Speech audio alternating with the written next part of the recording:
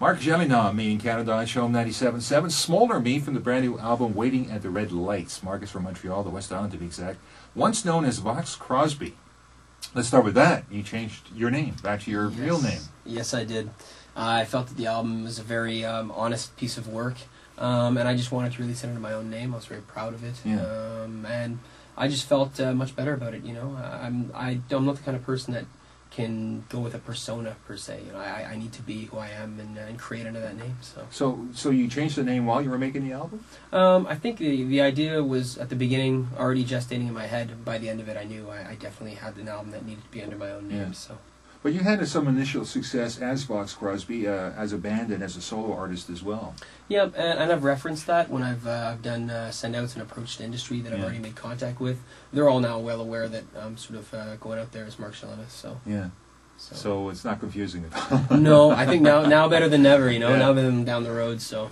You know. Some of that early success, I mean, you worked with producer Malcolm Byrne. In New York, he called you up, you went down there. Yep, yes I did. And he produced Bob Dylan, he produced Peter Gabriel and many others as well. Yeah, a friend of Daniel Lanois. And so that was quite a few years ago, but you got some recordings out of that. I did, and I know Malcolm was, he's the kind of producer that definitely puts his stamp on things. I know a lot of the material he was working with of other artists. He tends to produce it in the way he's producing at that time.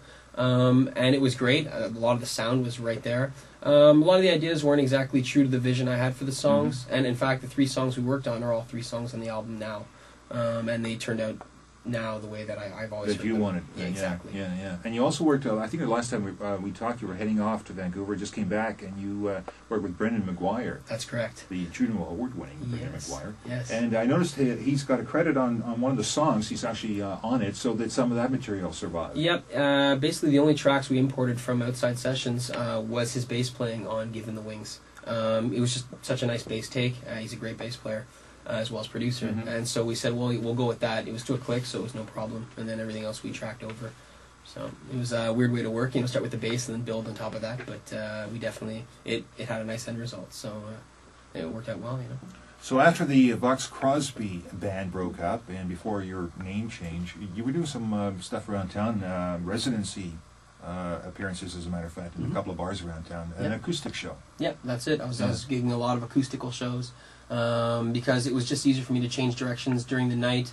It's a lot easier to to get yourself to play all the songs right than 4 other guys that you're not paying, so to speak. Yeah. So and it was just, I bring it across, I think, very well on the acoustic. So I am rehearsing a band though now to get back to that full sound live. Did you take last year off? Some of it. The second half to really just work on the album and focus and just get it done. I paid for the whole thing myself, so it required making a lot of money on the side to get it out. So. And you developed quite a following in the city as well, doing your acoustic shows around town. I mean, your shows in some of those bars were always sold out, it seems. Yep, definitely. And I'm looking at kind of trying that angle still, and trying to. I'll gauge at the show and see which one is best served, whether it's acoustical or full band as well. So these songs are really well road tested, you could say. Definitely. They're inside out, upside down, bulletproof. What's the newest song on this album? Probably the newest. The Breakup's very new. I Am Free. A lot of the piano ones. Waiting at the Red Lights, the title track. A lot of the ones I started writing a lot more on piano in the last year or two, and so those would probably qualify as the newest ones. So let's talk about the making of the Marc Gelinas album, recorded here in Montreal. Who'd you work with? Kevin Galt. He is an in-house engineer at DNA Studios. He worked on the Annick album, the debut, as well as the last couple of Michel Leloup albums as an engineer. So, and him and I have worked together for years. So it was quite comfortable going back to DNA, and he's really evolved in terms of his abilities as an engineer, and I certainly finally figured out how to produce the way I hear it, so it yielded a great album for us, so. And you did a lot of the instruments yourself, most of them actually. Everything but drums.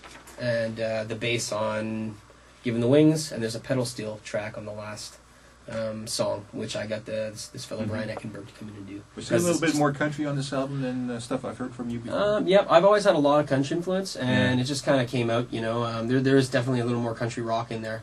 I've always been big fans of sort of that Eagles, Burrito Brothers kind of thing, so. So let's talk a bit about some of your past stuff. I mean, you've always had great songs, and you know how to perform. You know how to play really well, and you work with some great producers, like we mentioned. Yet you must be frustrated in a way too, because like I'm sure you've been knocking on a lot of doors, and it hasn't really been happening as far as record label attention. Definitely, and what's good is that looking back, obviously, hindsight's 20/20. But I know that I'm listening back to the old material. I had the songs, and the performance live was always right on. Yeah. But I could hear that they weren't recorded the way that they should be, and I could hear where they were lacking. And on this album, I just don't hear that anymore. I just hear them as being really well, world-class produced. And so I have a lot of... It kind of justifies the frustration of the last number of years, You were also, I think, in a little blurb here on that CD talking about a period of sadness. Yep. Was that because of that? Or? Yeah, just basically when I'd stopped playing live for a while, just for like the second half of that year, and was working a lot, just long hours, just at a day job, just to make this album. Yeah. And it's inevitable. You move away from it. You take a step and a perspective, and because I thought about all those years that have passed, but I realized that I am finally able to present to the world something that I can build off of now, and I wasn't there even through those last few years, So this confidence, was that developing in the studio as you were making the album? I think over the last few years, but definitely this recording really bolstered that. I mean, I got the results. The sounds we just feel are incredible for the budget we recorded the album on, and for the fact that, the whole album, front to back with mastering, was maybe $10,000, which is, nothing. Wow. Yeah, in record terms. So we got a lot out of it. You mentioned earlier that you're getting a band together again? Yep, the same drummers I've worked with over the years in the Esprit contest, before with the Vox Crosby group, Tyson. He played all over the album. Great drummer. Bass player as well. I'm auditioning some, but I've pretty much honed in on the one that I'm going to work with. So for now it's a trio, just so I can get out there live, although ultimately I'd like to put it together 4-piece, Yeah. So this album that I've got, is this out in the stores yet, or is it going to be released? I'm going to be putting out 1,000 copies of it. Right now, I'm just currently brokering it for distribution, a licensing deal at the best, if not a distribution deal at the very least. So. I know you've been knocking on a few doors. Anything developing? So far, I've gotten great reviews, great feedback from publicity promotions groups. They're always sort of the fastest ones to respond. They're very hot to work with it, including a company that's worked with the Strokes and White Stripes. They're very happy about it.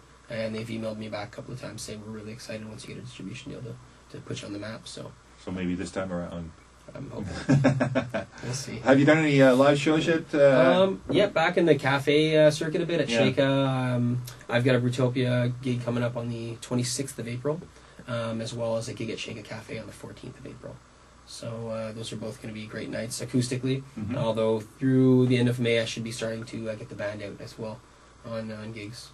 I do have a website, which is www.marc-Gelina, Gelinas.com, and it'll forward you my MySpace, where dates are posted, songs are up, photos are there, everything's out, So. Thank you. Perfect.